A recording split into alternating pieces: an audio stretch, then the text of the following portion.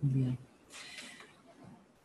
Bueno, ahora vamos a hablar de consumo problemático de sustancias. ¿Por qué no digo de adicciones? Porque muchas veces puede ser, por ejemplo, en el caso del alcohol, que un adolescente no tenga una adicción, una dependencia al alcohol, y sin embargo tenga un consumo problemático, como es el binge drinking, y se pueda morir, ya sea por la sustancia en sí misma, o porque tiene un accidente o un incidente automovilístico, o lo pisan en la calle, o lo que sea. Bueno, desde que el hombre es hombre, experimentó con sustancias psicoactivas o con alcohol, con el objetivo, digamos, de modificar su estado de conciencia. En general, en la época antigua, digamos, en las sociedades más primitivas, estaba regulado para rituales mágicos o religiosos, y esto se fue modificando, digamos, a lo largo de la historia, y actualmente en las sociedades postmodernas el consumo es un fin en sí mismo y la sustancia es una mercancía más, como cualquier otra sustancia de consumo, ¿tá? Como quien se va a comprar o quien juega, no hay diferencia. Se estima que en el mundo 1 cada 20 personas entre los 15 y los 64 años utilizó alguna droga ilícita alguna vez en su vida. 1 de cada 10 personas que consumen drogas ilícitas va a tener un trastorno por uso de drogas, una dependencia. Y sin embargo, las sustancias que mayor impacto producen en la salud pública no son las sustancias ilegales, son las sustancias legales, como el tabaco y como el alcohol. Tanto el desarrollo como la gravedad de este desorden por consumo de sustancias, esta enfermedad por consumo de sustancias, va a ser no solamente por la sustancia en sí misma, sino que van a intervenir múltiples factores, como son los biológicos, los sociales y los culturales. No todos los que utilizan medicamentos o sustancias psicoactivas, medicamentos me refiero sin indicación médica, ¿no? Sin prescripción, o alcohol, no todos ellos van a desarrollar un problema.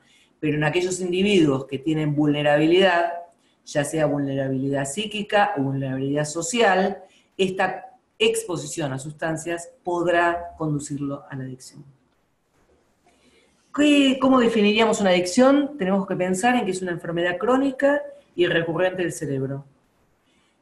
Como cualquier otra enfermedad crónica, no pensarlo como algo distinto y que está en el lugar de es un vicio, elige estar en esa situación. En un momento eligió, pero justamente cuando está definida la adicción, ahí no hay elección, ahí hay pérdida de control.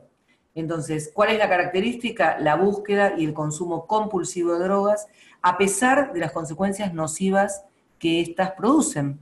Y a pesar de que muchas veces el paciente sabe que esto ocurre. Pensemos cualquiera de nosotros, si fuman o si fumaron alguna vez, que encajamos perfectamente en esta situación.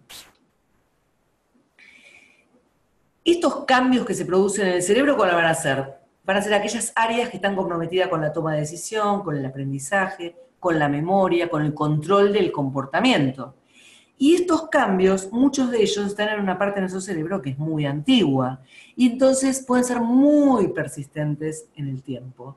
Y siempre nosotros tenemos que reconocer que ese paciente que tiene un trastorno por dependencia, que tiene una adicción a una sustancia, tiene alta vulnerabilidad a la recaída.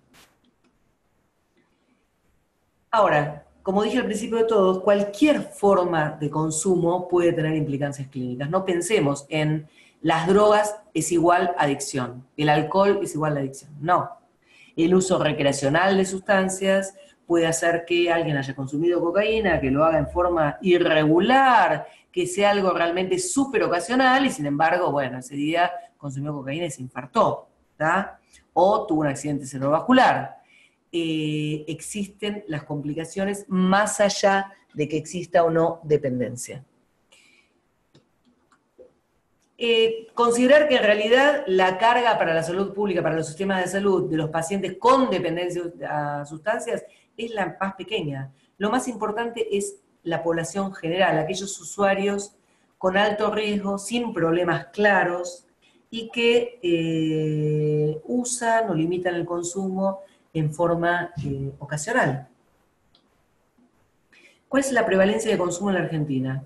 Bueno, este es un estudio que se hizo en una fiesta electrónica en el 2014, donde la mayor parte de la gente, de hecho por el Cedronar, decía que iba a consumir algo antes de la fiesta electrónica, y la mayor parte se la lleva el alcohol a la cabeza como siempre, digamos, la droga de abuso de mayor prevalencia en la Argentina y que más problemas trae es el alcohol.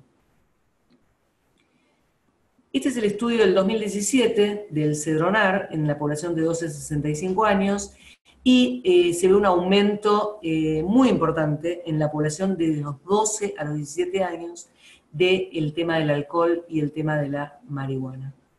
Del 21,4 al 34,1% de alcohol. Para considerar, ¿no? Alcohol. Franja 12 a 17 años. Ninguna vez el 52%. Alguna vez el resto, el 48%. De esos, solamente abusaron una vez, tomaron una vez el 14%. Y 3 o más veces en el último mes, siempre estamos hablando, ¿no? El 21,9%. Que alguien haya abusado 3 veces o más en el último mes, habla de un problema grave. Porque quiere decir que este joven entre 12 y 17 años está expuesto a situaciones de riesgo por la sustancia y a situaciones de riesgo indirectas por el uso de la sustancia. Bueno, en este estudio comparativo de Cedronar entre el 2010 y 2017 en niños y adolescentes, por ejemplo, se triplicó la prevalencia de vida, esto es que alguna vez en su vida consumió cocaína. El consumo de MDMA, que es el éxtasis, que es una anfetamina de diseño, aumentó un 200%. El consumo de cualquier droga ilícita aumentó un 46%. Estamos hablando siempre de niños y adolescentes, ¿eh? Y el inicio del consumo de éxtasis bajó desde los 16 años, que era en el 2010, a los 14 años y medio en el 2017.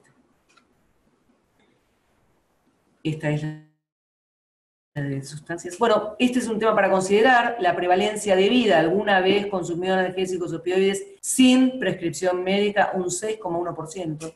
Digo, ¿por qué lo puse así grande? Porque tenemos que estar alertas. Ustedes saben que los opioides no endovenosos, no la heroína, sino los opioides sintéticos de uso endovenoso o de vía o de uso oral, son un problema muy grave en el hemisferio norte y en algún momento estos opioides nuevos de síntesis van a llegar a la Argentina, de síntesis ilegal, ¿no? Por ejemplo, los sistemas de alerta en el mundo calculan más o menos que se hacen en el 2016, había 602 nuevas sustancias de diseño. Y aparecen, todos los meses aparecen estructuras nuevas. ¿Por qué? ¿Por qué piensan que es esto? Esto tiene que ver con que para poder seguirse vendiendo estas sustancias nuevas de diseño por internet, se les tiene que hacer modificaciones a la molécula para que no entre dentro de las listas de prohibición. Por eso es que permanentemente se están produciendo nuevas sustancias. En la Argentina se creó ahora el sistema de alerta en el 2017, y están empezando como a recopilar, sistematizar y gestionar información confiable. Esto ya lo habíamos pasado, lo de los síndromes toxicológicos, así que lo vamos a pasar, son algunos comentarios. Bueno, ¿qué son las drogas de síntesis o nuevas o antiguas? Bueno, todo esto es a partir del episodio de Timeware en el 2016, en la fiesta electrónica en la que mueren 5 chicos, en principio intoxicados con catinonas sintéticas, que habían sido vendidas como éxtasis. Desde el principio más o menos de este siglo se fue incrementando la aparición de las nuevas llamadas drogas nuevas de diseño o nuevas sustancias psicoactivas de diseño. Tiene que ver con esto que decíamos recién, se venden como, en general sus insumos químicos son productos que se venden en la industria y que entonces se consiguen fácilmente. No se necesitan grandes plantaciones para poder sintetizar la droga, como por ejemplo pasa con la heroína o pasa con la cocaína, con lo cual al no necesitarse esas grandes extensiones, en pequeños laboratorios como el de Breaking Bad se pueden producir las drogas fácilmente. Bueno, ¿cuáles son las consecuencias de la síntesis de estas sustancias que son elaboradas en forma clandestina? lo más importante, que estos efectos psicoactivos pueden ser frecuentemente adversos, que son impredecibles y que a menudo pueden ser letales para el usuario de drogas. Bueno, esto es con respecto a lo que habíamos comentado antes de por qué se utilizan estas drogas. Es mucho más difícil las incautaciones. Y podríamos clasificarlas en cannabinoides sintéticos, catinonas sintéticas, GHB, que es GABA hidroxibutírico, opioides, ketamina y feniletilamina. Respecto a los cannabinoides sintéticos, a considerar que no es lo mismo que la marihuana, ¿sí? Produce cuadros que están asociados a una muy severa toxicidad, como convulsiones, pérdida de conocimiento, delirium, psicosis, situaciones que no se ven habitualmente con la marihuana. Tiene una acción, estos cannabinoides sintéticos tienen una acción agonista muy fuerte sobre los receptores CB1 y CB2, a diferencia del agonismo parcial que tiene el tetrahidrocannabinol, que es el principio activo importante y psicoactivo de la marihuana. Respecto a las catinonas sintéticas, creció entre el 2009 y el 2015 en más de 50 nuevos componentes, están relacionados químicamente a las feniletilaminas, se las vende como sales de baño, hay múltiples cantidades de catinonas, obviamente no nos vamos a acordar. Por ejemplo, hay esta que está descrita ahí, es una catinona en la MDPV, sintética que actúa sobre el sistema nervioso central, muy parecida a la cocaína, pero es 10 veces más potente. ¿Tá? Entonces, es muy difícil que estos pacientes dejen fácilmente de consumirla. Bueno, aparecen en el nuevo milenio con una alta tasa de mortalidad, fuerte efecto alucinógeno, en particular el PMMA, que es una catinona que adultera, digamos, el éxtasis, se vende como éxtasis, pero no lo es. El éxtasis, como dijimos antes, es una anfetamina de diseño.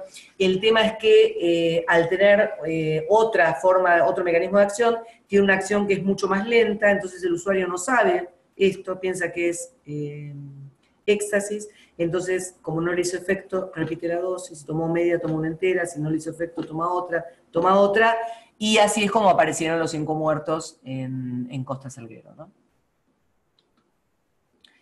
La PMMA se asoció con muerte en varios países europeos, hubo una alerta, son las que se llaman Superman, que son rosadas, y el primer lugar donde aparecieron fueron en los Países Bajos. Y estas 5 muertes fueron relacionadas a esta sustancia. Bueno, puntos a considerar, son comercializadas como sustitutos baratos de las metanfetamina o del éxtasis. Se pueden ingerir, se pueden inhalar, se pueden fumar, se pueden inyectar. No se conocen exactamente cuáles son todos los mecanismos por los cuales actúan en el sistema nervioso central, y pueden causar cuadros de paranoia, de aumento de sociabilidad, aumento del deseo sexual, alucinaciones o ataques de pánico, y en sobredosis pueden causar un síndrome serotoninérgico muy grave que puede llevar a la muerte del paciente.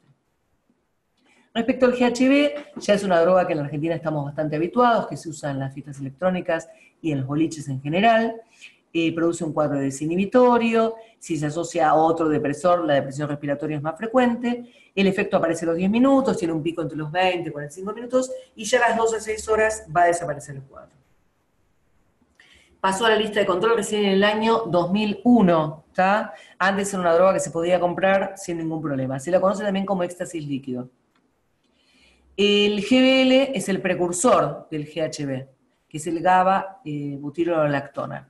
El GABA-butirolactona es un producto que se usa como solvente en la industria y que se puede conseguir en cualquier ferretería. De hecho, yo tuve pacientes que eran productores de GHB, no tienen ningún tipo de control, lo puede comprar cualquiera, se puede consumir directamente o servir para la producción de GABA hidroxibutírico.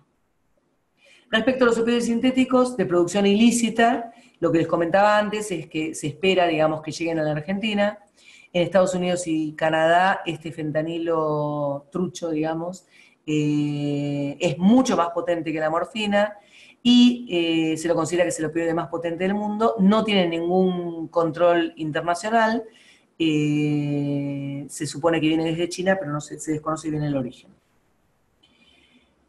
Hay una heroína que se vende como sintética, que es el Crocodil, y se llama Crocodil por el tipo de lesiones que produce. Tiene un montón de ácidos en su elaboración que termina provocando este tipo de lesiones.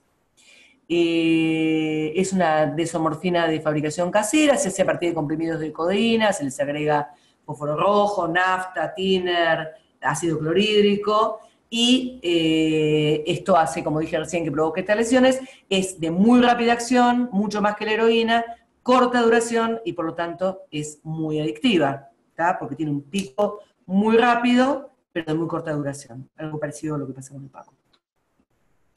La ketamina también, ya la conocemos. En la Argentina se vende fundamentalmente porque no hay PCP, que es la feniciclidina. En general todavía se sigue utilizando como anestésico en niños, también se utiliza en veterinaria, en niños para hacer procedimientos cortos. Tiene un efecto alucinante, una sensación de fuera del cuerpo. En general no se produce en forma ilegal, sino que se consigue a través de recetas, por ejemplo, en veterinarias. Respecto a las anfetaminas feniletilaminas, es representativa de un grupo de compuestos con una estructura que está compartida, conocida como feniletilamina. Según la sustitución que uno le ponga, va a tener anfetamina, va a tener metanfetamina, va a tener PMA o PMMA. Y esto va a hacer que tenga un efecto más selectivo sobre los receptores dopaminérgicos o sobre la norepinefrina o sobre la serotonina. Esta es la historia, digamos, de cuando en 1887 se sintetizó por primera vez y cómo a partir de la década del 60, ya ahí en el 54 se sintetiza el metilfenidato, en la década del 60 aparecen las primeras anfetaminas con efecto alucinógeno, en la década del 70 pasan a la lista de control, y a partir de la década del 90 empieza el uso extendido del MDMA, del éxtasis, en las fiestas rave, tanto en Inglaterra como en Estados Unidos y en Australia, y a partir de fines de la década del 90 llegan a la Argentina con toda su energía. Recordemos, bueno, ustedes son muy jóvenes seguramente, el tema de Charly García, ¿no? Éxtasis. Bueno, esto ya un poco lo comentamos. La sustitución en la posición para del anillo del fenil aumenta los efectos alucinógenos o serotoninérgicos de las anfetaminas como la MDMA, por eso como complicación del síndrome serotoninérgico. En cambio, la metanfetamina tiene más efectos sobre lo cardiovascular, pero cuando se toman en altas dosis va a tener tanto efecto en el espectro dopaminérgico, serotoninérgico y noradrenérgico.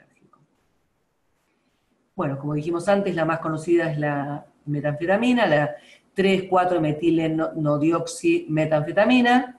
Hay varias sustancias que son análogas, se promocionan porque son entactógenas, así que da ganas de tocar a los otros, a los que están conmigo. Aumenta la empatía y la relación con los demás. ¿Cuál es el contenido que tiene cada pastilla? Y va a depender del proveedor, ¿tá? Y cuán contaminada va a estar, o con catinonas, o con paracetamol, por ejemplo, como en las que fueron decomisadas en la Argentina, que se encontró bastantes con paracetamol. Los efectos agudos deseados van a ser la excitación psicomotriz, la excitación sexual, prolongar la vigilia, la sensación de euforia y bienestar, aumento de la sensopercepción, aumento de la sociabilización y la extroversión, este efecto entactógeno, y aquellos no deseados van a tener que ver con el aumento del tono muscular, la hipertermia, la cefalea, la visión borrosa, el insomnio, los ataques de pánico, el delirio, la psicosis inducida. Hay efectos que son residuales, como vimos recién, y la toxicidad mayor y la que nos tenemos que tomar en cuenta es la hepática, la hiponatremia que puede producir y el síndrome serotoninérgico. Respecto a la hiponatremia, por un lado está todo lo que tiene que ver con la reducción de daño, los mensajes de que hay que beber mucha cantidad de líquido para evitar el malestar, y a veces esto hace que haya una hiponatremia dilucional. Los efectos anfetamínicos en sí mismos, que producen sequedad de boca y de garganta, hacen que haya conductas repetitivas que llevan a la ingesta de agua. El efecto sobre el ánimo, reducción de la inhibición y alteración en el juicio que puede dar lugar a una toma compulsiva de agua. Los efectos serotoninérgicos, el exceso de producción de hormona antidiurética, va a conducir una respuesta renal a la carga de agua, un síndrome de secreción inadecuada.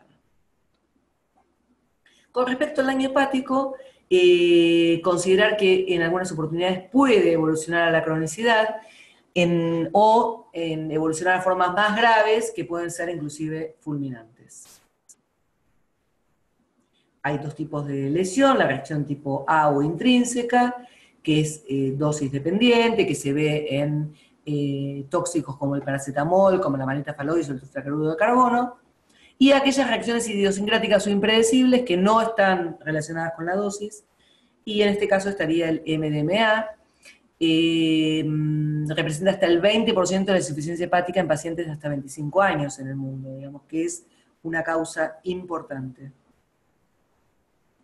Es la segunda causa, como dijimos recién, existe un falso saber sobre la seguridad de esta sustancia. Bueno, en el año 2017 hubo un consenso a partir del episodio de Tamarrey con la Asociación Argentina de Medicina, la Asociación Toxicológica Argentina, la Asociación de Emergencias y la SATI, y se llegó a un consenso respecto a el tratamiento en forma prehospitalaria. Se los recomiendo, está en la página web de todas las sociedades científicas que nombré. Los objetivos eran difundir conceptos para los agentes de la salud, no solamente de los médicos, mencionar pautas de manejo para los diferentes escenarios clínicos y físicos, ayudar a detectar los primeros síntomas y medidas de primeros auxilios, tanto no solamente en el personal de salud, sino también en los amigos y acompañantes de las víctimas, y explicitar la problemática en general, ¿no? Bueno, esto tiene que ver con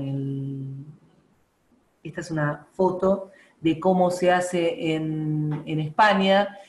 Hay control de las pastillas, se le dice al paciente si tienen o no tienen éxtasis, no se les puede decir qué otra sustancia tienen, pero sí si tienen o no tienen éxtasis para ver si la consumen o no la consumen.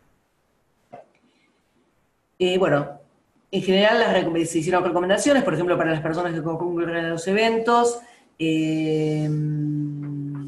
siempre considerar sobre la importancia de que uno de los integrantes del grupo esté limpio para la evaluación de la víctima, para poder ayudar, para dar los primeros auxilios. Para las personas que pueden actuar como primeros respondedores, si hay una ambulancia, contactarla inmediatamente, si hay una ambulancia cerca, confirmar la dirección, bueno, todas las cuestiones que podemos hacer ante una situación de emergencia, en este caso en particular, pensando en un síndrome serotoninérgico con hipertermia, bajar la temperatura, corporal con hielo, mojando la ropa hasta que llegue la ayuda médica. Bueno, para los profesionales, consejos diagnósticos para poder diagnosticar si hay un síndrome serotoninérgico o una hiponatremia. En el caso de los consejos diagnósticos, bueno, para pensar en un síndrome serotoninérgico, si hay hipertonía, si hay clonus, si hay hipertermia, qué hacer, desvestir al paciente, aplicar hielo, sábanas mojadas, si hay excitación psicomotriz, lorazepam intramuscular en el deltoides, y están contraindicados los antiácidos porque aumenta la vida media del tóxico. En el caso de la hiponatremia va a tener síndrome confusional, si se demora el traslado se debe infundir solución fisiológica, lorazepam para tratar la excitación si el paciente la tuviera, y está contraindicada el uso de Ectosa al 5%. Bueno, esto tiene que ver con el manejo donde se realizan las fiestas electrónicas, cuándo hay que llamar. Respecto a los alucinógenos, ¿qué es lo que van a producir? Un estado distorsionado de percepción, como lo hablamos cuando hablamos de síndromes alucinógenos, con alucinaciones auditivas o visuales. Hay nuevas drogas de diseño que poseen efectos similares a los alucinógenos como el LSD, pero no son LSD, ¿sí? Se los llama LSD porque se venden, o LSD sintético, se vende en cartones, pero en realidad es una feniletilamina que es el N-Bome, que da cuadros muy graves de excitación psicomotriz, con mucho efecto alucinatorio, y que pueden desarrollar los pacientes también un síndrome serotoninérgico. Bueno, respecto al LSD en sí mismo, las complicaciones, el mecanismo de acción es un agonista parcial central de la serotonina. El N-Bome, recuerden que tiene un efecto, va a tener un efecto particularmente con la serotonina, pero también, como cualquier otra feniletilamina, va a tener efecto noradrenérgico, va a tener efecto dopaminérgico. Respecto a cuáles pueden ser las complicaciones con el uso del LSD clásico, pueden desencadenar también un síndrome serotoninérgico, pero es bastante poco frecuente. Bueno, llegamos a nuestra amiga la cocaína. Saben que se extrae de una planta, no importan los nombres, las formas, ya hablamos de las formas que puede existir. Se usaba la cocaína en el vino para disminuir la fatiga, se usaba en chocolates, era un producto, se usaba en la Coca-Cola. De hecho, ustedes saben que la Coca-Cola usa las hojas de coca, que antes no se le extraía la cocaína, obviamente que no era una dosis muy alta, pero dicen que la historia decía que parte del efecto adictivo tenía que ver con eso. Bueno, todas las formas que existen pueden en sobredosis causar cuadros graves. Respecto a la pasta base de cocaína, que tanto nos preocupa en la Argentina, el material que se utiliza puede provocar microabrasiones cutáneas en los pulpejos de los dedos. Esto hace que puedan tener infecciones, en los labios, que puedan tener lesiones por quemadura. Por eso estamos abogando porque se empiecen a utilizar y se empiecen a entregar pipas que sean descartables, que no provoquen quemaduras. Los sitios de quemadura, las lesiones y el compartir pipas hace que exista la posibilidad de la transmisión del VIH, de la hepatitis B y de la hepatitis C, de la posibilidad de la transmisión de TBC y de TBC multiresistentes. ¿Cuáles pueden ser los adulterantes que puede tener la cocaína que se esnifa, el clorhidrato de cocaína? Lactosa, talco, metales, aspirina, 300 millones. Fenilpropanolamina, digamos otros principios activos, anestésicos como la lidocaína. Como dijimos, se absorbe bien por todas las vías, depende de cuál sea la presentación farmacéutica, tiene un volumen de distribución de 2 litros, puede ser que dice que tiene un volumen de distribución amplio, la biodisponibilidad va a depender de cuál sea la vía que se utiliza, y este cuadro a mí me parece que es muy interesante porque justamente el rojo nos muestra que el pico plasmático no es tan alto como el endovenoso, pero es de muy corta duración. Fíjense que el endovenoso es mucho más lenta la eliminación. Y esto hace que sea tan adictivo. La dosis tóxica va a disminuir con el alcohol. Entonces, por ejemplo, una medida de reducción de daño que podemos hacer nosotros es en aquel paciente que va a seguir consumiendo cocaína, que porque nosotros le digamos que no consuma más, no le va a interesar y va a seguir consumiendo igual, decirle que no lo asocie al alcohol, que si tiene que utilizar alguna sustancia para disminuir los efectos de la cocaína, use una benzodiazepina, pero que no use alcohol, porque la asociación produce un metabolito, que es el cocaetileno, que aumenta muchísimo el riesgo entre 18 y 20 veces de hacer un evento coronario o un evento cardíaco.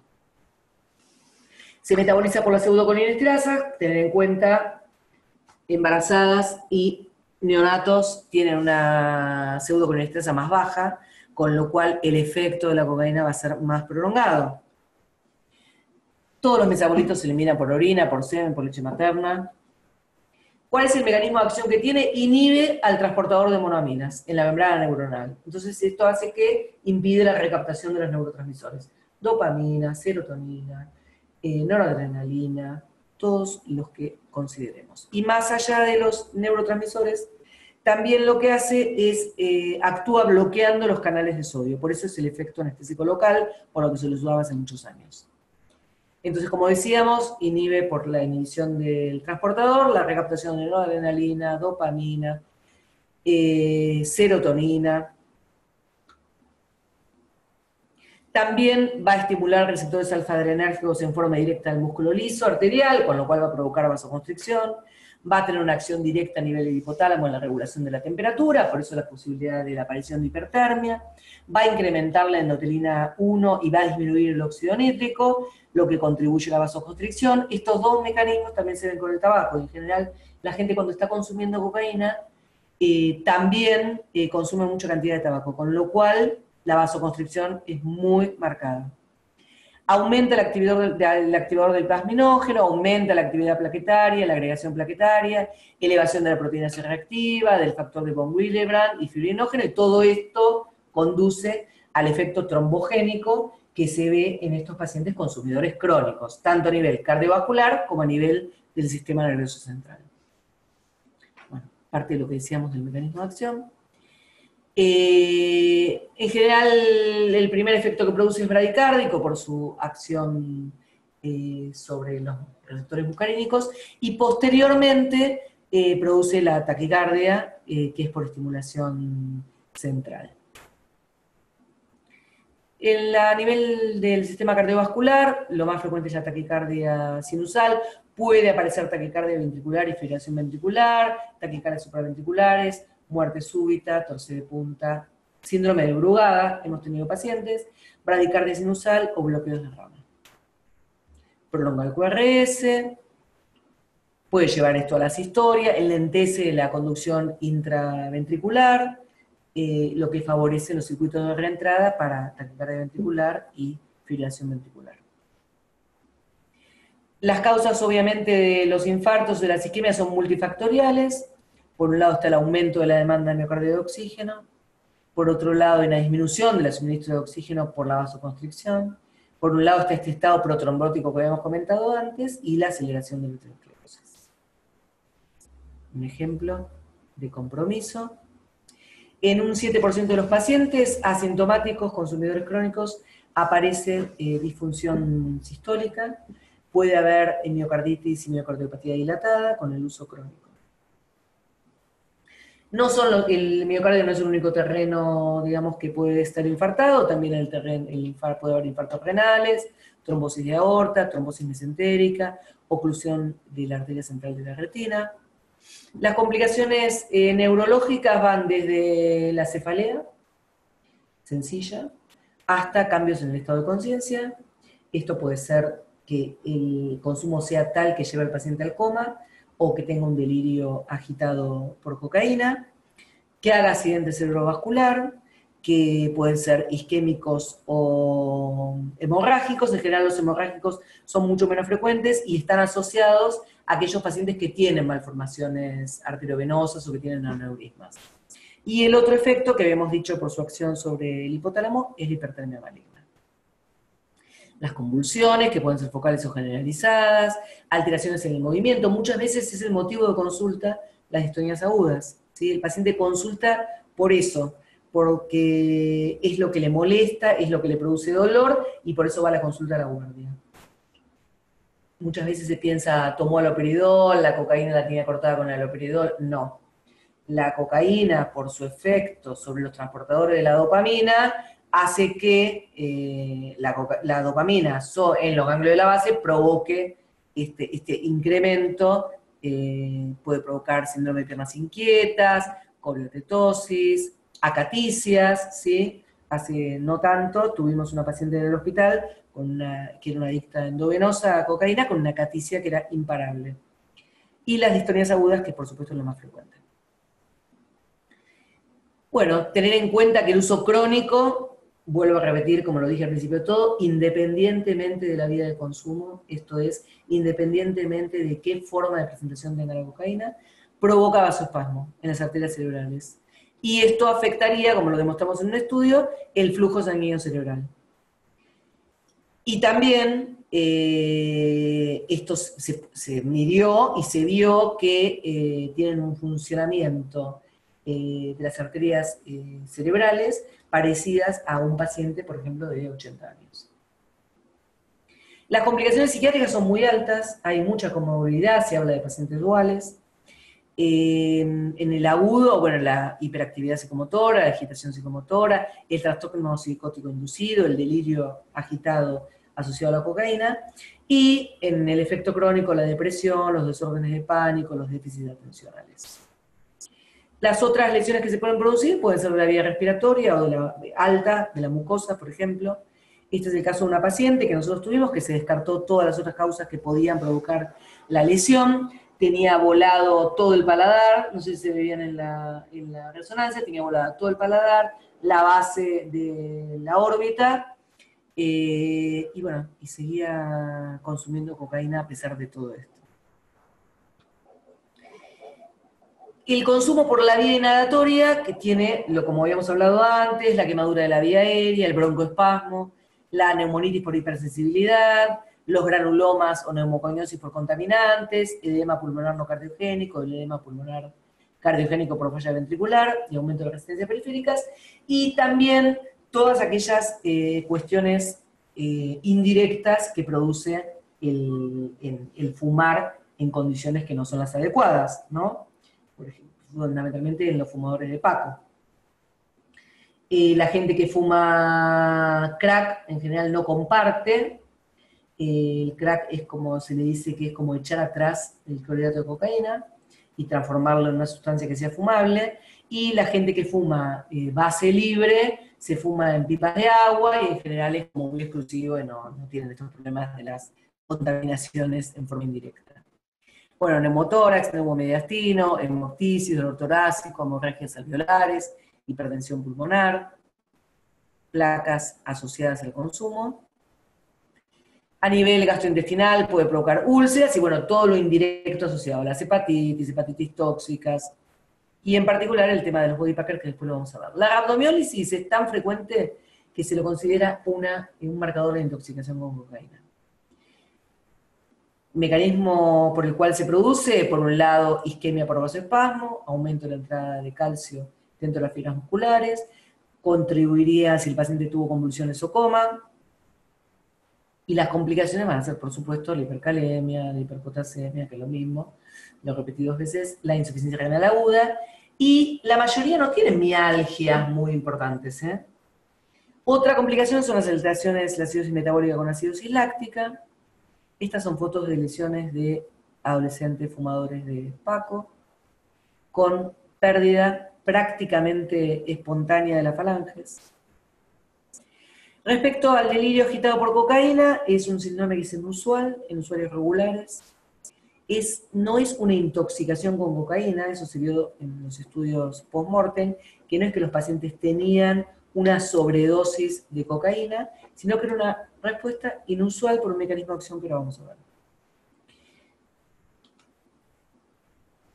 Los factores de riesgo para el desarrollo va a ser la posición prona y atado, genera deterioro hemodinámico por compresión de mediastino, impide la expansión diafragmática, sexo masculino, clima veraniego, y la autopsia, como decíamos antes, no detecta sobredosis de cocaína.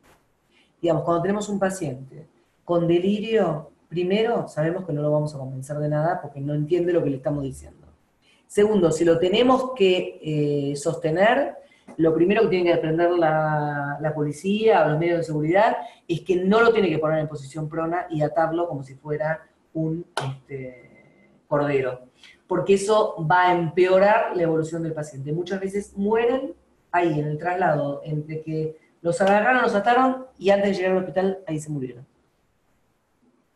Bueno, la hipótesis neurobiológica es que hay una falta de upregulation del transportador de dopamina, entonces hay una falla del rol de la A-sinucleína que repercutiría en este anclaje y permanencia del transportador en la membrana celular. Entonces, si no está anclado y no permanece este transportador ahí, no se puede reabsorber, digamos, reabsorber no es la palabra, no me va a salir ahora, recaptar, perdón, la dopamina nuevamente, sacarla de la interfase sináptica. Y por otro lado, aparentemente hay una downregulation de los receptores D2 de dopamina en varias partes del cerebro límbico y en el estriado. Bueno, como dijimos antes, caracterizada por delirio agitado, temperatura elevada, hipertermia, sudoración, puede tener convulsiones, severa acidosis metabólica, rhabdomiólisis que lo lleva a la falla multiorgánica o a la muerte súbita.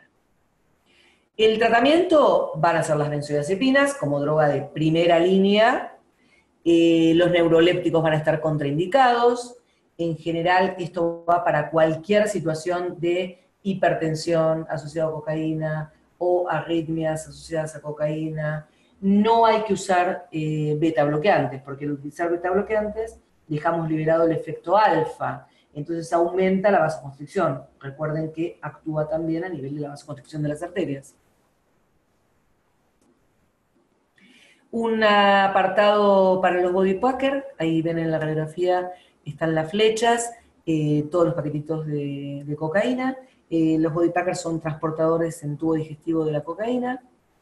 Son individuos que transportan entre 60 y 100 bolsas, Recuerden que esto es cocaína pura, es decir, que si el paciente tiene síntomas de intoxicación, no se hace, no se espera, directamente va a quirófano y se le retiran las bolsas en forma manual.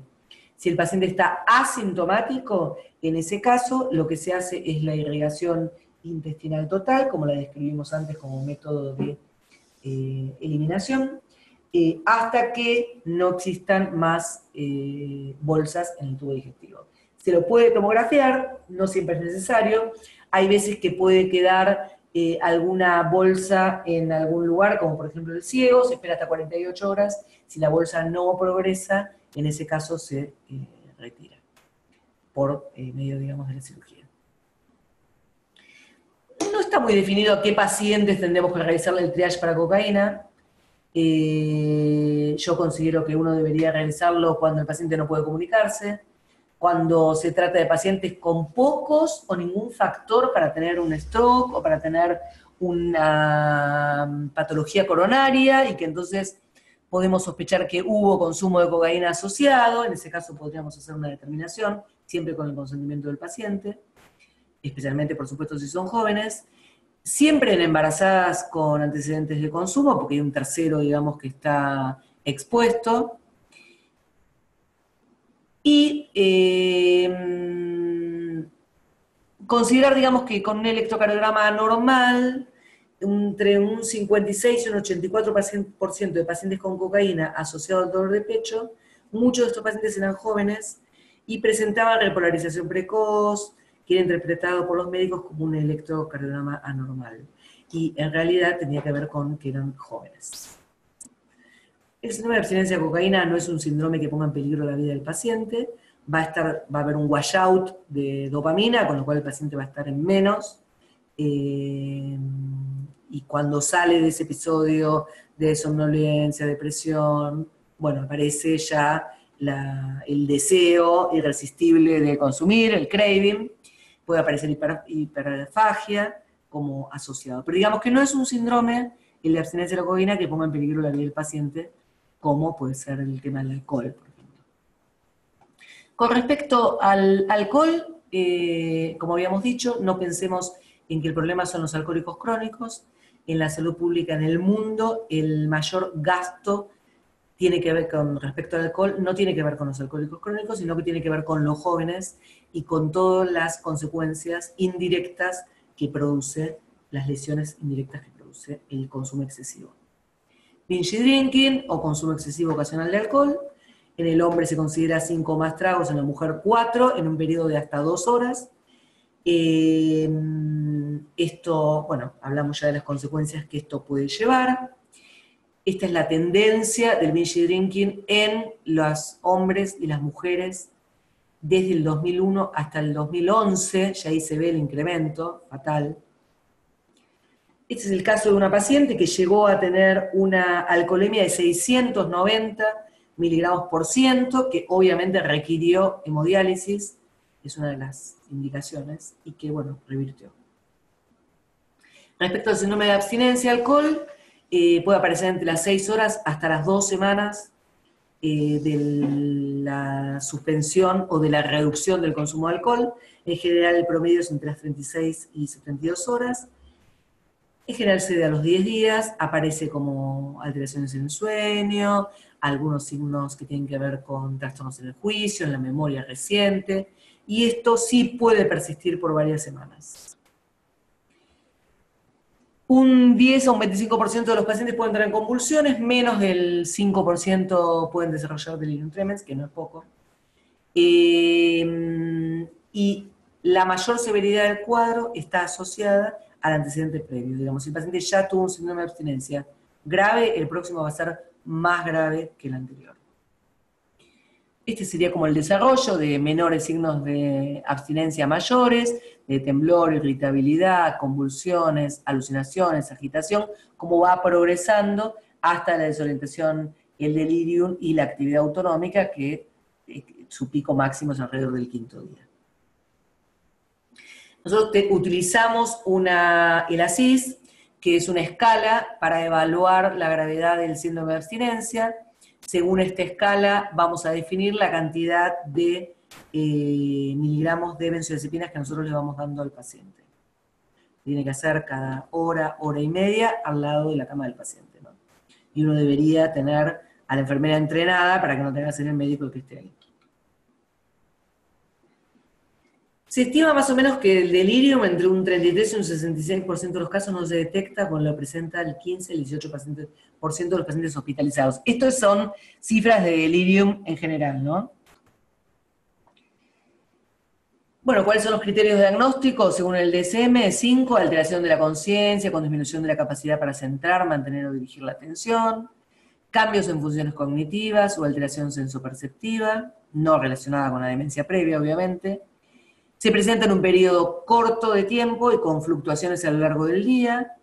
Y el delirium tremens es un término específico que se utiliza para aquel delirium que es por deprivación de alcohol.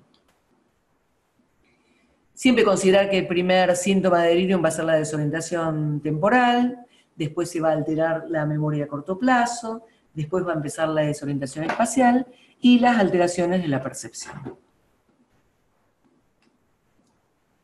Bueno, como dijimos antes, va a ir fluctuando, va a empeorar en la noche, el paciente tiene invertido el tema del sueño-vigilia, duerme más de día y está más despierto de noche.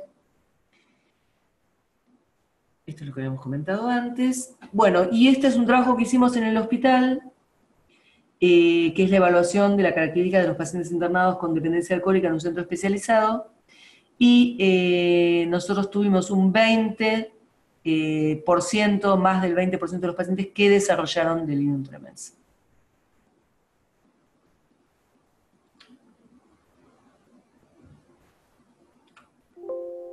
Bueno, nada más.